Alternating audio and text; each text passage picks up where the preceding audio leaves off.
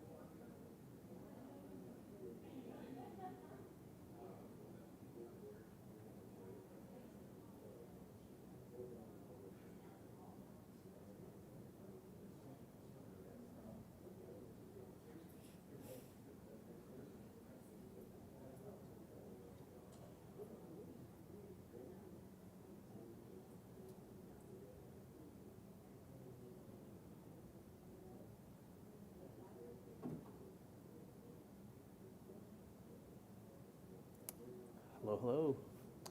We're gonna wait a few more minutes and then get started, I think. Yeah.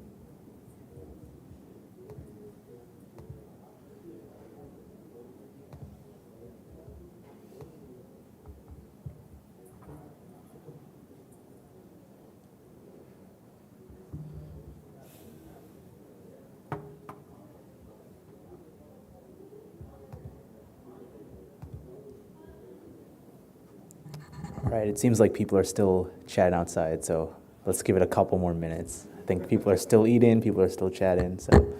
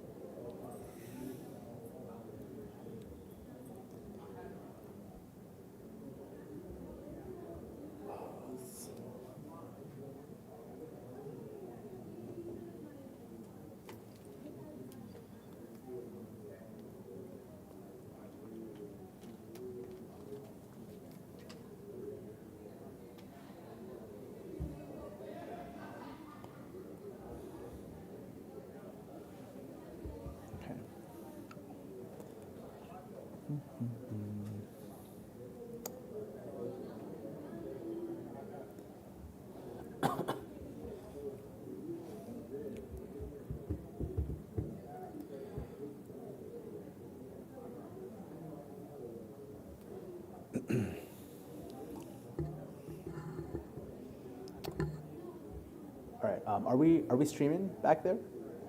We're good? We're live? Yes. All right. We'll just get started and let folks trickle in. So, good afternoon, everybody. And for those of you joining online as well, welcome to the final day, the second concurrent session of our 10th annual symposium on environmental justice and health disparities. My name is Vivek Ravichandran. I'm a PhD candidate here at the University of Maryland, and I led the development of our CEEJH's Environmental Justice Scorecard. In this presentation, we'll discuss what's aptly named A Tale of Two Scorecards and how we've held agencies and plan to hold agencies and legislators accountable for EJ policy and environmental justice policy and environmental justice initiatives.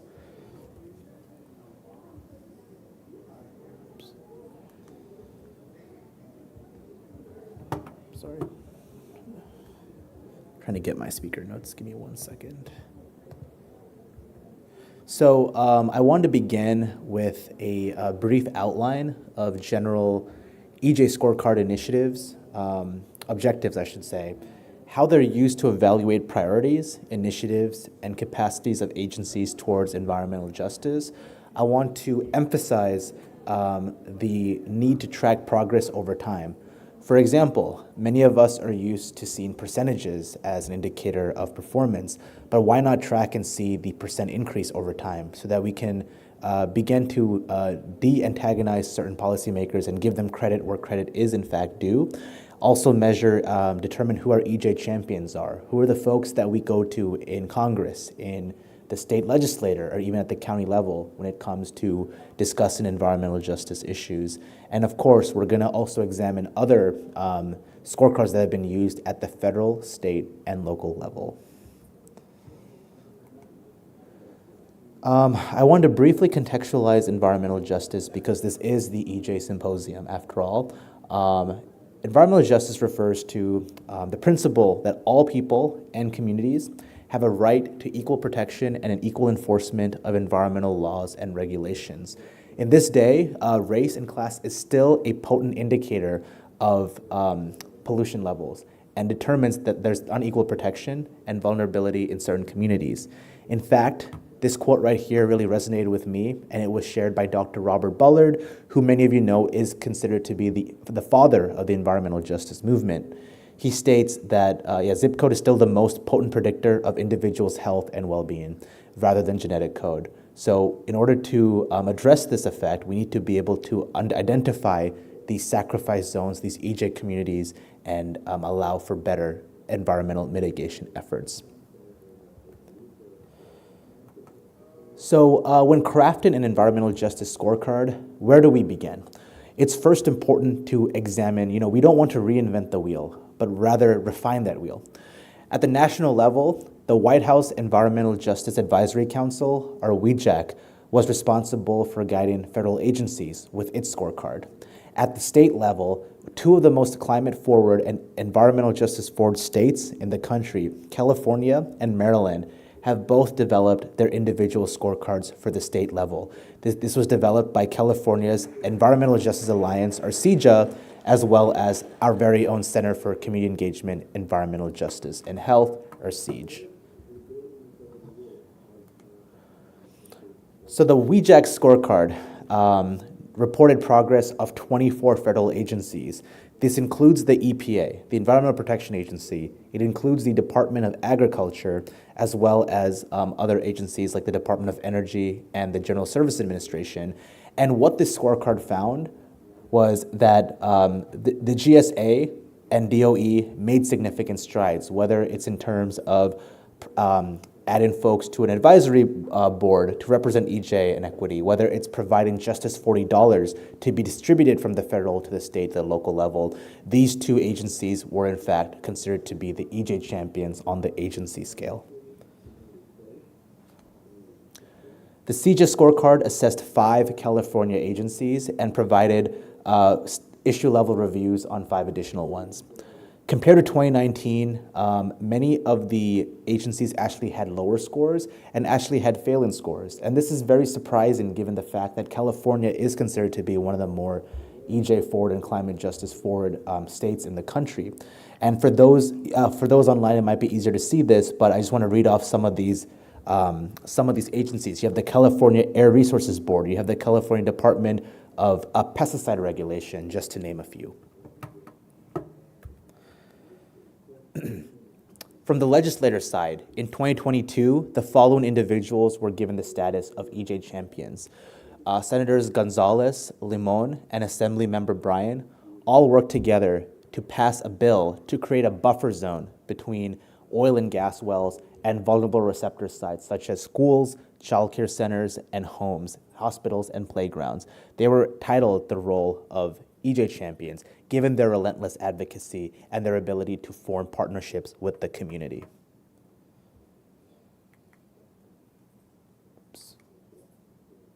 And of course, I have to plug CEEJH's very own scorecard. I know CEEJH and CEEJH are very similar. So CEEJH with the JH is our organization, organizers of this wonderful symposium event. And what we did is we scored agencies from 2019 to 2021. And we then communicate these scores with the agencies before we release them so that we could determine if they can provide additional documentation for us to update their scores accordingly.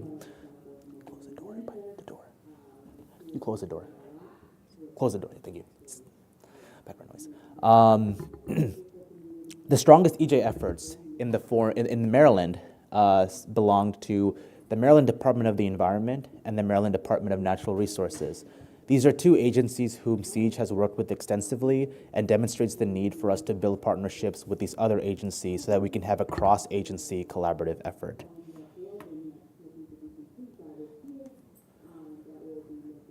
In terms of the legislators, we found that the scorecard followed partisan lines. So the top 10 scores all belonged to Democrats, while the bottom 10 scores all belonged to Republicans. Oftentimes, what we see in the legislator is that parties do vote in lockstep, and subcommittees also vote in lockstep. That means if a committee member, say you're in the Environmental and Transportation Committee, were to introduce a bill, then most members of that subcommittee, in the state of Maryland at least, would vote in favor of that bill or co-sponsor that bill together, which could skew some of the scores accordingly. So I want to make a note of that. I also want to shout out our EJ champions from 2020, from this whole period, from 2020, I think this is 2022, Samuel Rosenberg, Shanika T. Henson, and Mary L. Washington. So now with that introduction, with some background, I wanted to provide a methodology in terms of how we produced our scores. So the first step is to determine what agencies you'd like to score. Would you like to focus on agencies whom you've already established relationships with to track their progress? Would you like to begin at the state level or the county level? And do you want agencies that are new who you haven't engaged with to provide some baseline data? They should all be done a priori before the study. You then want to develop a scoring criteria, which we'll go over on the next slide, as well as a point system for the scoring. Do you want it to be in the form of a percentage, or do you want it to be in the form of a numeric scale from 0 to 5, 0 to 10, et cetera, et cetera? And then develop rigid quality control guidelines. This includes having an additional staff member within your organization score the agencies or legislators independently, and then comparing those scores to see if there are any major discrepancies. So I won't read off of the scoring criteria here, but these are the main points that we used in the terms of our scorecard for the agencies, at least.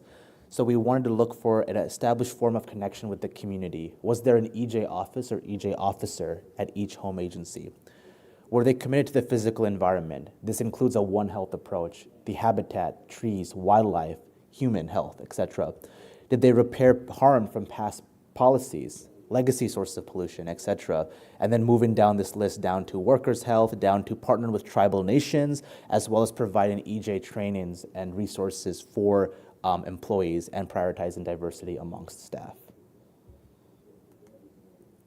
And if this is your first iteration of your organization scorecard, we do recommend that you contact the agencies, let them know what their baseline scores are.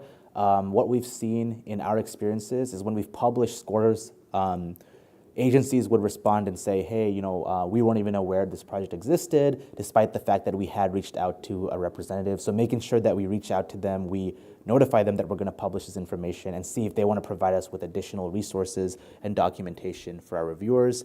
For future iterations of the scorecard, you do want to have your scores be final.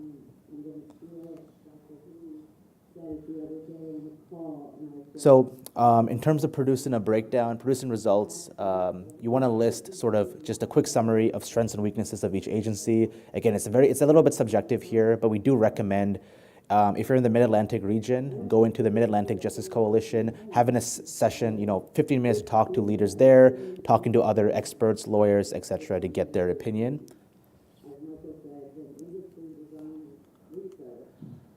For legislative scoring, you want to make sure that you go to the appropriate legislator website. So in this case, I have an example of the Maryland General Assembly, but this can vary obviously by state. So you want to search by key EJ terms, which are actually located on the next slide right here. So these are just some examples of some terms that we used to search for bills, climate justice, fracking, food deserts, etc. Once you obtain the bills, you are then to transfer them to a separate spreadsheet and determine whether a vote in favor of that bill is a vote in favor of EJ or a vote against EJ. A quick example of where this applies is House Bill 24, where it was proclaimed to be an EJ bill, but it did not meaningfully involve the community, and it did not include air pollution in terms of permanent decisions. So that's an example where a vote against the bill would be a vote for EJ. And then, of course, ensuring that you have another reviewer from your team, whether it's someone from a grassroots group, whether it's someone from a green group, whether it's someone from the Mid-Atlantic Justice Coalition or other coalition groups, to provide a secondary score and assessment, and then providing either an overall average or discussing it amongst each other to determine which score to leverage. And so this kind of just indicates our decision tree. So when you have a bill, you kind of start, I don't know if my clicker is kind of reflecting off of the screen for me, but you want to make sure it contains the search terms. If it does, you want to have someone else look at it as well, and then you place it into a tier. So if it's a high priority bill, votes in favor of that bill receive two votes. If it's a medium priority bill, it receives 1 vote. And then if it's a low priority bill, it's actually discarded. So this allows us to provide better sensitivity to EJ bills and have an exclusion criteria. So on the right, we have an example of scores that are produced for legislators. So we have a script that we generated that allows us to produce mean scores. And like I said, we give each legislator 2 points if they voted in favor of a high priority bill, and then 1 point for a medium priority bill. And if they're a co-sponsor of a bill, we actually gave them a bonus point as well. So what we see is legislators do have the ability to score above 100%, and then we convert that updated value into a percentile between 0 and 100. When you produce your results, what you'd want to do is look at the House versus Senate, look at the chambers, House versus Senate, look at the partisan divide, Democrats versus Republicans versus independents, and then look at your top 10 and bottom 10 legislators. From there, you want to identify the top 3 as your EJ champions, highlight them in their reports, determine what bills they've introduced, what community engagement efforts they've been a part of, and what other metrics were used to indicate that they were indeed an EJ champion. Okay, so I'm gonna skip over some of this just because this presentation is fairly long, but I did want to address a limitation from our approach, which is 2020, we saw limited opportunities for voting based on COVID, so the legislative session actually shut down early. So having contingency plans in case there are any events like this in the future. So that's a quick overview of the methodology. I have some results I want to share from our very own scorecards, but were there any questions right now? I know it's a lot of information, a lot of methodology, so I'll pause right there. Anything from online? Nothing yet? Yes? Thank you. That was really helpful. You mentioned that the national scorecard result said that the DOE was one of the agencies that did the most for EJ. Yes, the Department of Energy. And I know that there's a methodology that we can dig into, but like, to me, that kind of like have like I question that result.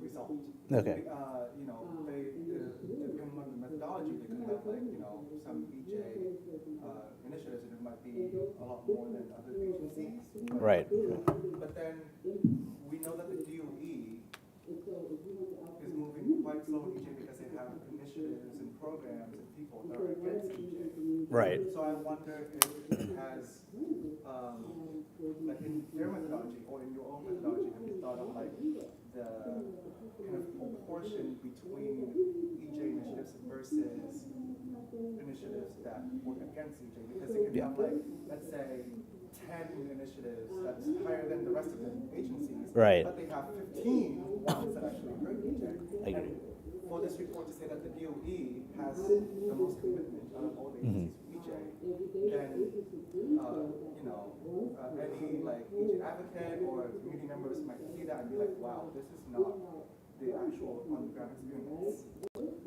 Right, thanks. That's a great question. I'm gonna try to repeat it again, like summarized for the audience online. So the question was basically, and you can correct me again if I'm wrong, the DOE here on the national scale, based on the White House's environmental justice scorecard, had one of the highest EJ scores, but there is evidence that there are a lot of staff members and a lot of anti-EJ related activities occurring within this agency, whereas you might have some efforts that are in favor of EJ, but we're not accounting possibly for those anti-EJ, for lack of a better term. Okay, that was the question.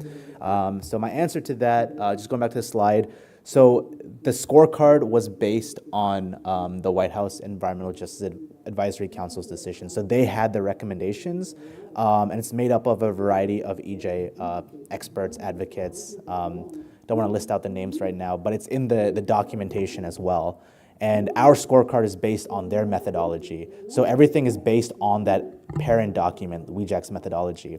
So I do agree that we do need to refine our methods to account for that. We do this on the legislative side by having votes in favor of certain bills that might not be EJ related as penalizing them.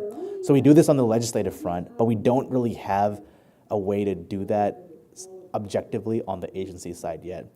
And of course, this is a conversation that I think folks like Dr. Jacoby Wilson, Peggy Shepard, and others who have been in the movement for 20, 30 plus years would be able to elaborate on further. So I do recommend looking at the WEJAC scorecard recommendations online for those who are online.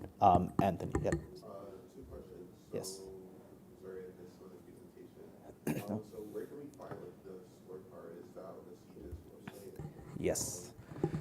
The question was, where can we find the scorecards? And you mean for all of these, like so you can find CEEJH's scorecard on our website. And even the presentation. Yeah, the presentation, this presentation right here.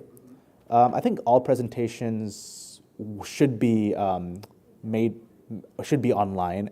If not now, then after the symposium is done. CEEJH's methodology is also online. So that's the California Environmental Justice Alliance. Our scorecards available on our website as well. And then CEEJH scorecards also, everything's available online. Yes. And then my second question, I guess like could you all's like methodology and metrics be applied to like I missed some of it? Could it be applied to like more local governments? Yes. Yeah. Yep. The question was, can this scorecard be applied to the local government scale? And the answer is yes. We do have ways to scale it down.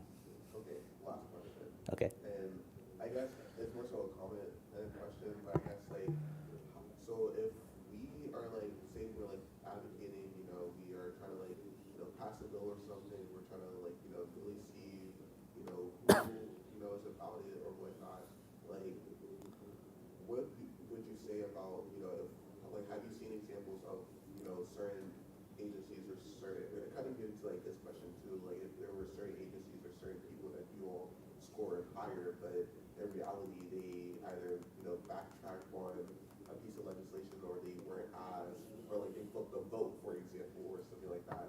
Does that score for them either A, gets updated, or like B, like, I don't know, like what would those precautions kind of look like if, if we bring someone higher, but then in actuality they like, Oh, okay.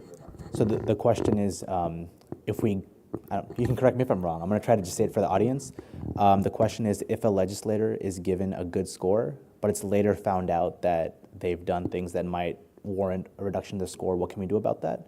Is that the... Yeah, like does the score get updated or like... We haven't updated previous scorecards, but what we do is during the session, or when we're creating the scorecard based on the session early in the year, we run all of this by the Maryland chapter of the Environmental Justice Coalition, which is a sub-branch off of the Mid-Atlantic Justice Coalition. So my recommendation is when folks are creating these scorecards for DC or Virginia, go into those folks because they understand like the intricacies and they might understand each politician more and like what they're doing for the community versus what we do is we just see the voting records, right? We don't have that context. So it is a multi-pronged approach. It's not just us, we're not just creating these scores and not thinking about the actions, but we're actually run this by the coalition. So this was screened. Yep. Okay. Moving on. I think I did this. All right. So moving on to CEEJH scorecard for agencies.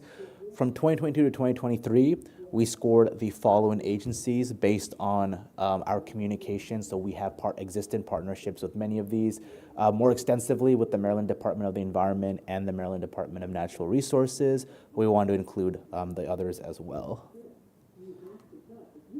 So here's the key takeaway, the slide to look at. It's also been published. We have a press release out with this information. We also have this on our website. And you can see that they didn't do too hot, but we at least had a good score with the MDE, DNR. DNR has a public park equity mapping tool. MDE has an EJ screen tool that's used to identify designated sites for Justice 40 benefits that comes from the federal to the state to the local level. But as you can see, housing and community development had a failing score. This is for a 2-year time period. And other agencies such as Department of Health and Ag were surprisingly lower as well. So what we're doing right now is we're talking to folks like Dr. Cliff Mitchell from MDH and other folks to see what we can do to improve the score and if we had missed anything that might want to be taken into consideration moving forward. For example, I know MDH has a an environmental health tracking tool that would be something to include in, it might not necessarily be an EJ centric initiative, but it's something that should be considered in the score, and at least, I think, as being transparent. So these are just some, a quick definition and of what MD is responsible for and what it's praised for. So it has an implementation plan, which is important. You want to have a strategic framework so that you can accomplish your short, intermediate, and long-term goals. And of course, I already mentioned the EJ Screen tool. For DNR, they have an improved focus point on DEI initiatives. They also have their park equity mapping tool, as I'd indicated. So again, I don't want to go into too much detail here. And all this information is very transparent and open to the public. So here we have the roll and averages. So we actually combined the scores from the previous scorecard. So what I shared on my initial slides from 2019 to 2021 with the updated scores. And as you can see, MDE and DNR are kind of on their own on their own field at the top there, the blue and orange lines. But then you see that MDOT had actually made a strong jump from where it was in 2020 to where it is in 2023. Obviously, there are initiatives like the zero energy vehicle initiative, or I might be mixing that up. The initiation of EV stations, EV corridors, and other efforts to reduce carbon emissions. So that's great to see. But then you have others like housing that have kind of just sunk from where it was in 2019. So identifying these fallers and trying to engage them further. So to summarize, MDE and DNR scored the highest, housing scored the lowest, and overall agencies scored the highest in terms of prioritizing EJ communities. But they did have issues in terms of a commitment to an overall One Health approach. And so this is something that we want to take moving forward. And so I just wanted to quickly provide a case study as we go from our agency scorecard into our legislative scorecard results. So this bill is important because it gets at what was asked by the audience actually about, how do we penalize legislators who might have voted in favor of 10 EJ bills or supported 10 EJ bills, made efforts in the community, but then may do something that warrants a reduction. This is an example of that. So MDE held a listening session in Curtis Bay in 2023. For those of you who might not be familiar with Curtis Bay, it's in South Baltimore, and it's the home of one of the largest medical waste incinerators, if not the largest in the country. It's also home to the coal CSX terminal. So a lot of and air pollution related riskscapes there. While the agency did listen to the residential concerns about the air, they did not include air pollution in their permanent bill. So this did not really meaningfully involve the community. They did not take their voices and put it into the bill. And this was actually mentioned during one of the closed and plenary sessions, I think, a couple of days ago, where it's like, where is this? This is not an EJ bill. Is it an appropriation of the EJ movement altogether? So things like this, and this is for 2024 actually, it's for this year. So this is a bill where if you vote in favor of it, there would be a reduction in your scoring. So that's something to consider as we create additional scorecards. So these were the bottom 10 legislators in Maryland from 2023 to 2024. Partisan divide is there. I think we had one Democrat. I have to just double check that. But overall, the chamber that was consistent here is the House, which is interesting to note. The House had the bottom 10. Top 10, all Democrats, mix of House and Senate here. So these four that scored in the top percentile would be considered our EJ champions. If there's a tie for third, we'll include the fourth individual as well. And you might recognize some of these names. Delegate Boyce was present at our closing plenary. And we've done a lot of work with Delegate Stein as well. And of course, the Ivies are great. So we see that there's a partisan divide line being followed. We also see that there's this issue of committees voting in lockstep, as we saw previously. If you're on the Environmental and Transportation Committee, if someone in your committee introduces a bill, the whole committee kind of votes in favor of it. So that kind of skews the results a little bit as well, and something we want to adjust for moving forward. Maybe make this more of a qualitative approach. Don't just solely focus on the scores, but focus on what they're doing at the community level. And these were our four EJ champions. So first we have Senator Michael A. Jackson. He's a member of the Budget and Taxation Committee, and he's co-sponsored many EJ-related bills, specifically one of the land use bills here, as part of the Housing Expansion and Affordability Act of 2024. And he was the sole sponsor of the Impact of Environmental Permits and State Agency Actions bill, which requires MDE to conduct a thorough climate and environmental equity evaluation prior to permitting. Next up, we have Senator Ronald Watson. He's a member of the Education, Energy, and Environmental Committee, and he co-sponsored the Renew Act of 2024, which was one of the high priority bills. And this was also screened by Dr. Wilson, so he was the one I went to last during the screening process. Next up, we have Senator Gazone, if I'm saying that correctly, and he was notable for an amendment to the Climate Solutions Now Act. So, no bill is perfect. Climate Solutions Now was an old bill, but it did undergo various revisions, and he was a key member of that process. And then lastly, we have Senator Karen Lewis Young, who's also part of the Education, Energy, and Environment Committee, and she co-sponsored various bills, including Renew. But as we mentioned, if they're on the same committee, they can vote in lockstep, or introduce in lockstep.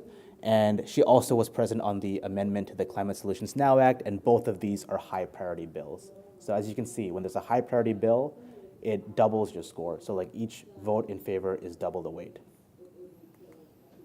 We're on time.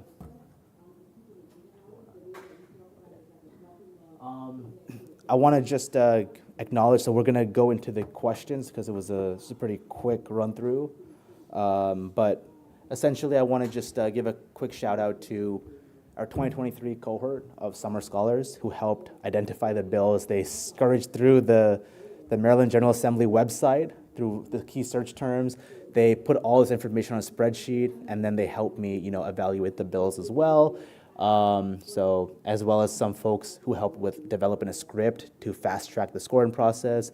And this entire workshop would not be possible without their contributions. So I want to thank folks for listening to this very elaborative presentation. A lot of methodology there. I know it's a lot of information, so I'm happy to walk through certain bits and pieces of it and see how we can work together to validate this scorecard for other agencies, other states, and other organizations. Thank you.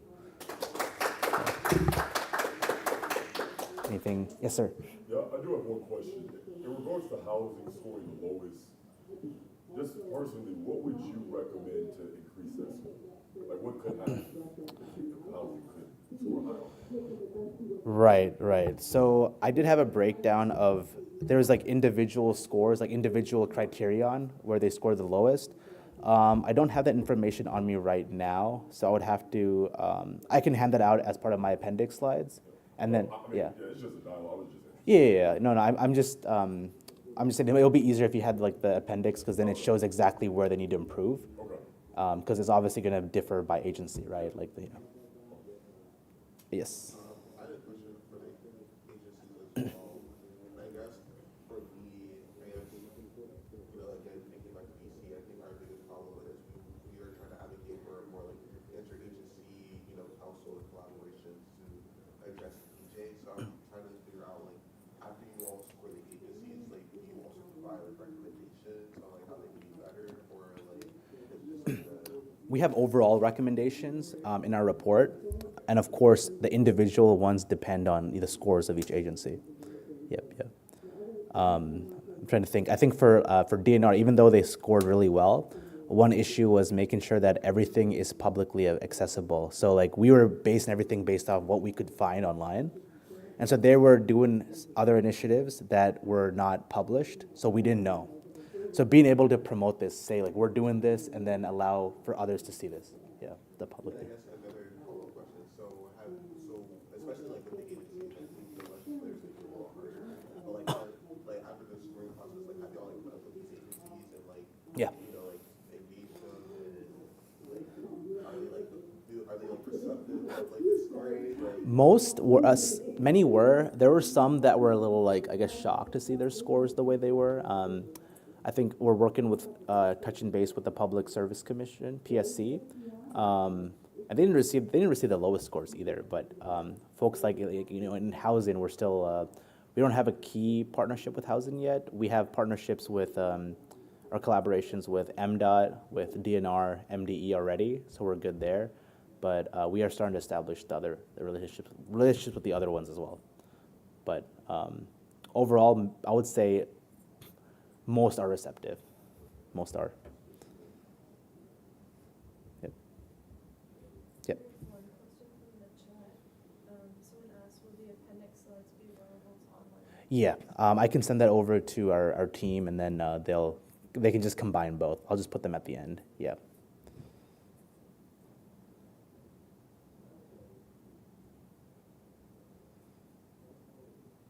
Other questions? I guess another question, I guess through like the technical assistance stuff, like, because I think like for us it's like hard to like identify, not only, what the agencies are doing, but also like who are like the key players that like in certain roles at agencies. Mhm. So like, is there any like insight or I guess recommendations you all have for us if we're trying to like, engage with agencies and, trying to bring them to the EJ table, and that kind of like talking at them about EJ, but like kind of having it as like a learning experience for like everybody to like start to like be more engaged in EJ. Right. So the question was, is there like a contact person, right, for each agency who could be brought to the table? Well, no, Or so like your recommendations, like through that process, like, how did you all reach out? Like, how did you all like, because I feel like for DC, we kind of get bounced around a lot. Yeah. Like, different agencies, like they will say like, oh, this is our responsibility. It's this agency's Yeah. responsibility, and like vice versa. So like, how, like, do you kind of build that cohesion out to like really understand, this is the role of this agency and this is what they need to do versus like the other agencies? right. So the question. A lot of actions. I know. I'm going to try to repeat this for those online, and you can again correct me if I'm wrong. So the question is, how do we build a dialogue where we're not having agencies say, this is not our responsibility. You should contact this other agency, and then you're just being pushed around, and there really is no progress being made. Is that correct? So, so luckily we didn't really have that problem in Maryland, in terms of like when we, so you're saying when we were speaking to the agencies after the scores are given out, and Like even while you're like throughout the process, I'm not sure if you all like did the score and then reached out to the agencies or like. we did the scoring first, yeah. Okay. Yeah, so we sent the scores out. There was an EJ, our community outreach specialist contact information on the website. So that's the route that we took, and they've been fairly responsive and good at kind of, not pushing us around, not bumping us around. Yeah. No. Thank you. I kind of want to make a comment that kind of leads into the question. I see a lot of value in this. Thank you so much for taking the national methodology and like making it really like hyper local. The issues I think when you bump into with these like big scorecards, because it's really like kind of like it's a very reductionist approach to kind of evaluate where people stand, like if this is a good thing or like where agencies are in their EJ kind of journey. And you mentioned that like in the House Bill 24, you found that nuanced, Yeah. where it was supposed to be an EJ bill, but we found out that it's not an EJ bill. Yep. So I think this issue comes in on both the national and the local context, where you have people like in one of the criteria, it's like these programs are for EJ, Mm-hmm.